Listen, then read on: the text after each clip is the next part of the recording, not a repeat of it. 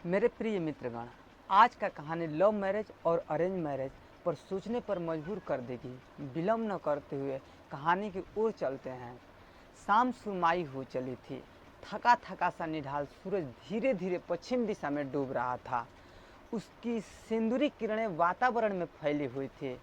तहसील बिलाईगढ़ के एक गांव के बाहर अमराई में दो युवा जोड़े प्रेम आलाप में मशगूल थे।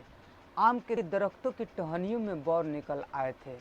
टहनियों के बीच कंचे के बराबर अमिया हवा के झोंके से झूम उठा करती थी। कोयल की कूक और अमिया की सुगंध से आरती गोपाल के प्यार में बढ़ोतरी ही हुई थी। आरती गोपाल की बाहों से खुद को आज़ाद करती हुई हाँफ उठी थी। खुद को संभालती हुई और अपनी अनियंत्रित सांसों पर काबू करती हुई फुसफुसा कर गोपाल से बोली। गोपाल को वह प्यार से गोपू कहती थी। अब मुझे जाने दो, घर वाले को कहीं शक न हो जाए। तुम्हें पता नहीं कि मैं दिशा मैदान के बहाने बड़ी मुश्किल से निकल पाई हूँ। जब भी दिशा मैदान की बात आती है तो घर वाले कहा करते हैं कि घर में शौचालय स्नानगार की पूरी सुविधा है। इसके बावजूद भी तुम नहाने तालाब पर पट और दिशा मैदान के लिए बाहर जाती हो। ऐसा क्यों करती हो? बस यही कहती हूँ कि घर में रहे रहे हाथ पैर की वर्जिश नहीं हो पाती, इसीलिए इसी के बहाने बाहर आया करती हूँ। अब तुम बताओ कि हमेशा तो मैं ऐसा कर नहीं पाऊँगी। गोपाल उर्फ गोपू ने फिर से आरती को अपनी बाहों में लेना चाहा, लेकिन आरती खुद को बचाती हुई बोली, किसी रोज़ हम पकड़े जाएंगे। मुझे हमेशा आना जाना सा डर लगा रहता है। आखिर हम कब तक ऐसे ही लुका छिपी कर मिला करेंगे? कुछ महीनों की बात है। मैंने कुछ रुपए इकट्ठे कर रखे हैं। कुछ रुपए और हो जाएं तो कर मिलने वाली बात ही नहीं रहेगी। हम यहाँ से निकल कर कहीं भी जाएंगे तो बस सबसे पहले सिर ढकने को छत चाहिए। 2 से 4 महीने के खर्च के लिए रुपए भी चाहिए। इसके लिए मैं कोशिश कर रहा हूँ। रायपुर के जय हिंद चौक शीतला मंदिर के पीछे लोधीपारा में मैंने सभी सुविधाओं वाला एक घर देख रखा है। गोपू गंभीर होता हुआ बोला। आरती जरा अपनी अंदाज में बोली, महीनों से सुन रही हूँ, घर रुपए। तुम मुझे यहाँ से ले चलो, दोनों इकट्ठे मिलकर कमाएंगे। 12वीं तक मैं भी तो पढ़ी हूँ। 12 से 15 हज़ार रुपये मैं खुद कमा ले सकती हूँ। 10-12 हज़ार तुम भी कमा लोगे। 20-25 हज़ार में तो दाल रोटी चल ही जाएगी। गोपू बोला, मेरा वादा है अगले महीने की 25 तारीख को हम दोनों यहाँ से निकल चलेंगे, लेकिन मेरी शर्त है, मैं अपने वादे पर तभी अमल करूँगा जब तुम मुझे कहते हुए गोपू ने निश्चित खड़ी आरती के मुखड़े को हथेली के बीच लेते हुए भरे भरे होठों का चुंबन किया, गहरा और चटक चुंबन। अब मैं तुमसे 25 तारीख को ही मिलूंगी। आरती मीठी झिड़की लगाती हुई बोली, 25 तारीख आने में अभी 1 महीने बाकी है मेरी जान। तुम तब तक मैं कैसे गुजारूंगा? गोपू तुरंत मनुहार करते हुई बोला, ये तुम जानो मैं चली, याद रखना 25 यानी 25। फिर आरती वहाँ रुकी नहीं। गोपू पीछे से पुकारता रह गया, सुनो तो सुनो आरती। आरती को रुकना नहीं था, वह वहाँ से रुकी नहीं। इसके बाद आरती ने किसी भी बहाने अब घर से निकलना बंद कर दिया। आरती और गोपाल उर्फ गोपू छत्तीसगढ़ के जिला बलौदा बाजार के कस्बा बिलाईगढ़ के रहने वाले थे। दोनों ही एक दूसरे को दिलो जान से चाहते थे, लेकिन मुलाकात न हो पाने की वजह से गोपू अधजले परवाने की तरह छटपटाने लगा। आरती भी अंदर ही अंदर छटपटाती रहती, लेकिन गोपू से मिलना उचित नहीं समझा। ऐसा उसने इसलिए किया कि यदि वह गोपू से मिल लेती तो गोपू फिर अपने वादे पर कायम नहीं रह पाता।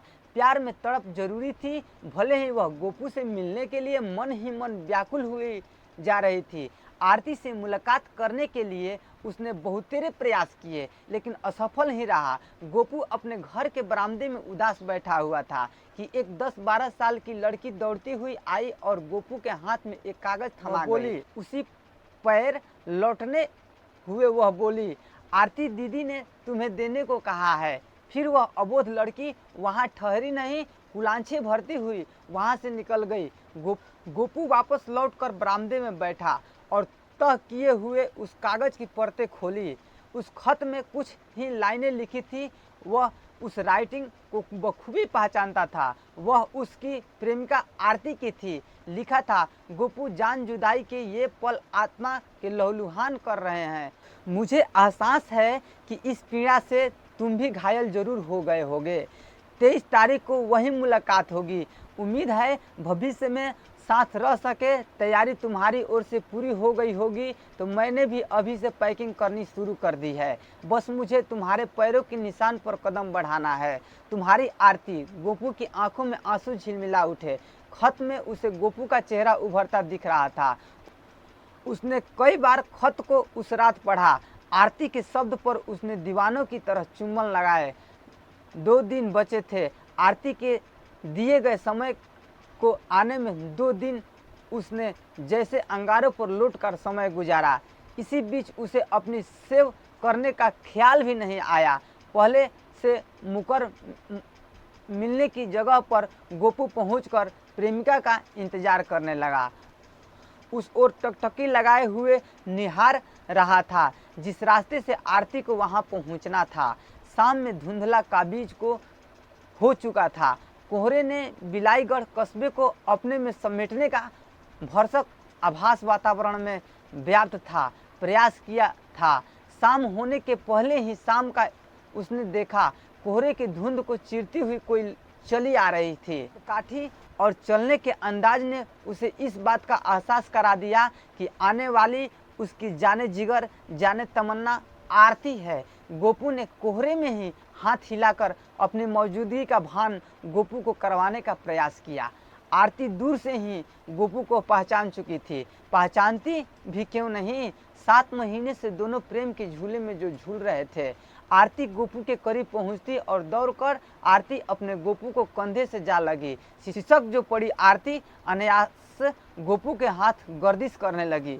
सुबकती हुई आरती बोली, कैसे मैंने इतने दिन गुजारे गोपू, अब मैं तुमसे एक पल को अलग नहीं रहूंगी।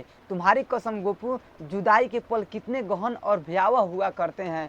सोचने से ही कलेजा मुंह को आ जाता है।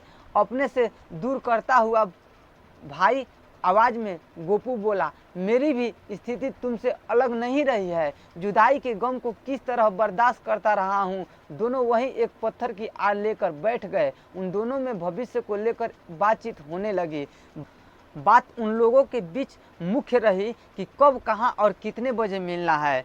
उस दिन लुका छिपी का उनका यह मिलना आखिरी था।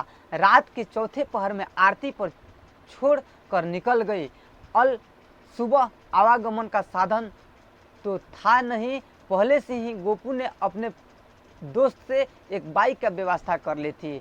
बाइक पर सवार होकर वह बिलाईगढ़ के बलौदा बाजार पहुंचा। बाइक को वह कहाँ खड़ी करेगा, कहाँ रखेगा, बाइक की चाबी किसे को सौंपेगा, यह सब उसने अपने दोस्त को पहले से ही बता दिया था।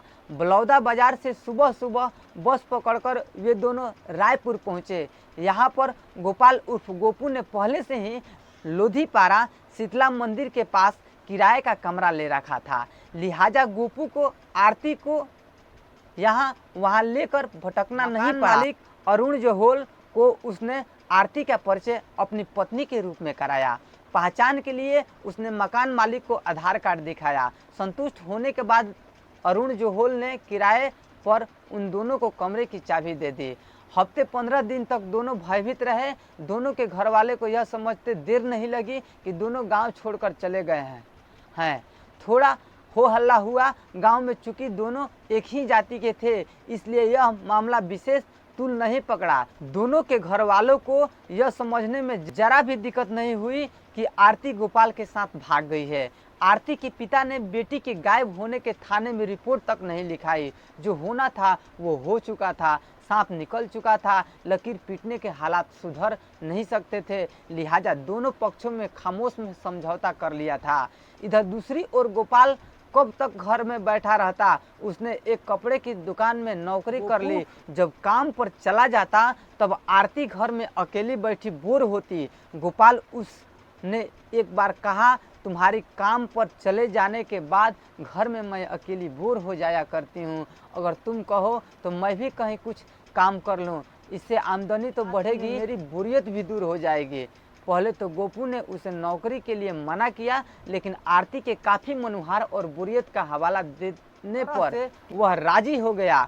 उस दिशा में आरती को बहुत ज़्यादा भटकना नहीं पड़ा, उसे सिक्योरिटी गार्ड की नौकरी मिल गई, आय का जरिया भी बढ़ गया और आरती की बोरियत भी दूर हो गई। अच्छा गुजरने लगा। दोनों के साथ रहते हुए 1 साल गुजरने को था। दोनों के घर वाले भी कभी कभी उनके से मिलने लोधीपाड़ा आने जाने लगे थे।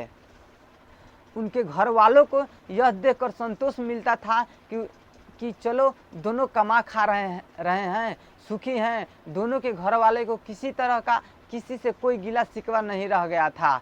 जब सब कुछ अच्छा गुजरने लगा तो एक नया ही फितूर आरती पटकाबीज होता चला गया। जब भी वह टीवी पर शादी से संबंधित रस्म रिवाज होती हुई देखती तो उसे खुद से मलाल होने लगता था।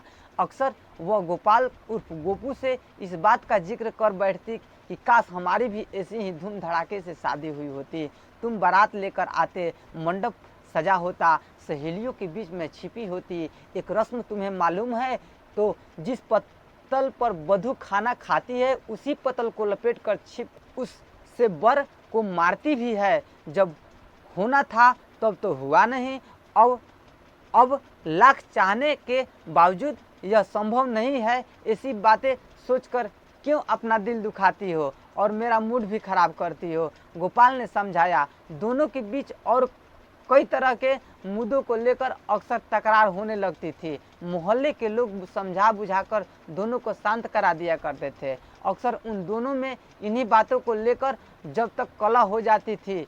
एक रोज गोपू अपने दोस्त की शादी में गया हुआ था। अपने मोबाइल पर उसने शादी के रस्म रिवाज का शूट किया। शूट किए हुए मोबाइल की वीडियो उसने आरती को दिखाई तो उसके सोए अरमान फिर जाग उठे। उसी मुद्दे को लेकर वह तकरार करने लगी। उसने उलाहना देते हुए गोपू से कहा, लोग अपनी मासूका के लिए चांद सितारे तोड़ लाने का मुद्दा रखते हैं और तुम हो कि मेरी एक इच्छा भी पूरी नहीं कर सकते। सुनो, मैं आसमां के बाहों में समेटने को नहीं कह रही हूँ, सिर्फ इतना चाहती हूँ कि हम दोनों एक बार रस्म रिवाज के मुताबिक शादी कर लेते, अच्छी सी पार्टी देते, ढेर सारे मेहमान आते, कितना अच्छा लगता। गोपू दिन भर का थका मांदा आया था। इस वक्त दोनों खाना खाकर बेड पर लेटे हुए बातें कर रहे थे कि यार तुम समझती नहीं हो, अब न तुम मासूका रह गई और न मैं आशिक। हम दोनों का रिश्ता पति पत्नी का हो चुका है। वक्त गुजर गया। इन सब बातों के लिए कैसी बातें कर रहे हो? कौन सा हम लोग बूढ़े हो गए हैं या हमारे 4-6 बच्चे हो गए हैं? सच्ची कह रही हूँ गोपू, मेरी यह इच्छा पूरी कर दो। वह मनुहार से बोली, तू 2 साल ही तो हुए हैं हमें पति पत्नी बने हुए, यार मेरा मूड खराब मत किया करो। मैं कहाँ खराब कर रही हूँ? पैसे को लेकर तुम चिंता मत करो, मेरे पास पैसे हैं, बस तुम हाँ कह दो। माहौल तलख होता चला गया। तू मैं पर दोनों उतर आए। दोनों के बीच तकरार इतनी बढ़ गई कि हालात बेकाबू होते चला गया।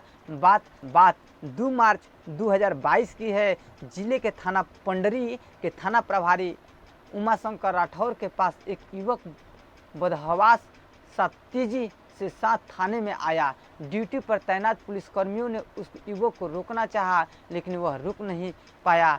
युवक सीधे थाना प्रभारी उमाशंकर राठौर के सामने जाकर बोला, साहब मेरा नाम गोपाल है, मैंने अपनी पत्नी आरती को मार डाला। मैं बीबी का हत्यारा हूँ, उसकी लाश कमरे में पड़ी है। उसकी बात सुनकर थाना प्रभारी चौंक गए। उन्होंने उससे पूरी बात विस्तार से बताने को कहा। इसके बाद गोपाल उर्फ गोपू सब कुछ सिलेवार से बताता चला गया। पूरी बात सुनने के बाद राठौर ने यह बात एसपी प्रशांत अग्रवाल, एसएसपी तारकेश्वर पटेल को भी बता दी। उनके निर्देश पर गोपाल को गिरफ्तार कर लिया। इसके बाद पुलिस गोपाल को साथ लेकर उसके कमरे पर पहुंची तो वहां आरती की लाश पड़ी थी। गोपाल ने बताया कि उसने आरती का गला घोंटा था। सामाजिक रीति रिवाज से शादी करने को लेकर उसने उसका जीना हराम कर दिया था, इसलिए गुस्से में उसे मार डाला। पुलिस ने मौके की कार्रवाई कर लाश पोस्टमार्टम के लिए भेज दी और गोपू उर्फ गोपाल से पूछताछ के बाद उसे हत्या के आरोप में 2 मार्च 2022 को गिरफ्तार कर कोर्ट में पेश किया गया, जहां से उसे जेल भेज दिया गया। अगर प्लीज़ आप लोगों को कहानी अच्छा लगे तो आप लोग लाइक शेयर सब्सक्राइब करिएगा। फिर मिलते हैं हम लोग अगले वीडियो में।